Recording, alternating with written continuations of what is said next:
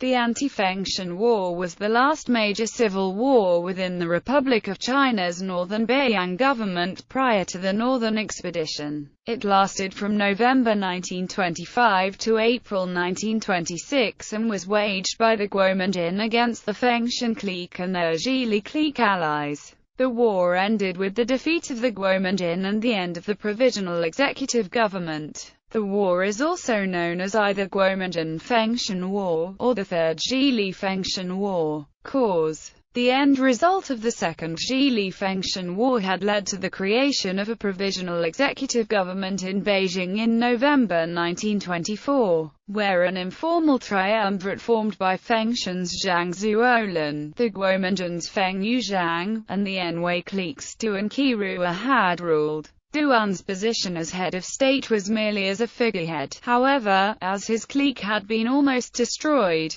his small army of bodyguards operated solely within the capital he now figuratively ruled. Zhang was the strongest of the three leaders and controlled the wealthy northeastern provinces. Feng's smaller army controlled the poorer northwest. As such, the power-sharing arrangement between the two was destined to fail. Zhang was a monarchist backed by Japan, whereas Feng dabbled with radical politics, Christianity and revolutionary idealism, all with Soviet support. Duan, lacking a power base of his own, played the two against each other in order to retain some control. Throughout the summer of 1925, both Zhang and Feng began soliciting help from their former Zhili enemy, Wu Peifu. Seething at Feng's earlier betrayal during the Beijing coup, Wu sealed an alliance with Zhang in November. This alliance would last until the defeat of both cliques under the Northern Expedition in 1928. Course: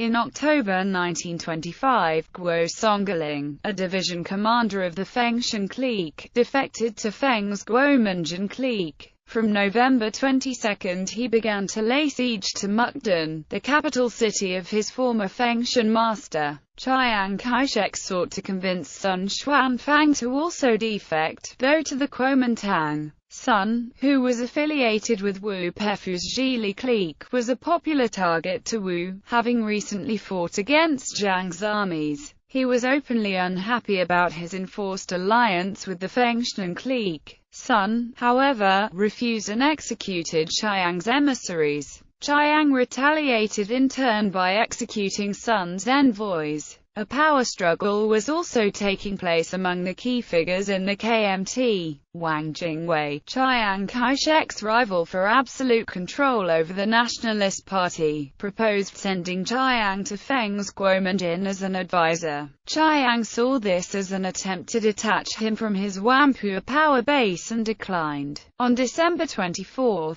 in a stunning reversal of fortune, Guo's siege of Mukden was lifted and he was killed. The Guominjin began hemorrhaging soldiers, both from fighting and desertion, as it tried to hold off the combined armies of Wu Peifu, Zhang Zuolin, Li Jingala and Zhang Zongchang. In January, Feng resigned as a warlord and moved to the Soviet Union to study. Japan supported Zhang's forces, directly providing air and naval support. During an artillery attack on Guominjin forces, civilians were killed, leading to protests in Beiping and the March 18 massacre. Though Duan expressed his remorse at the brutal suppression of the protests, the Guominjin removed him from office the next month. In April, and in order to appease the Zhili clique, the Guominjin released the deposed ex-president Cao Kun, who had been put under arrest by Feng in 1923. Wu did not respond. The young marshal, Zhang Zuliang, had his army occupy the capital with Wu's troops arriving a little later. They sacked the capital, causing much chaos and leading to the collapse of much of the Beiyang government's bureaucracy. It would not fully recover until its occupation by the nationalists in 1928. Guominjin troops tried to flee through Shanxi, but the Shanxi clique led by Yan Zishan maintained a very strict neutrality policy and attacked ever soldiers that encroached their borders.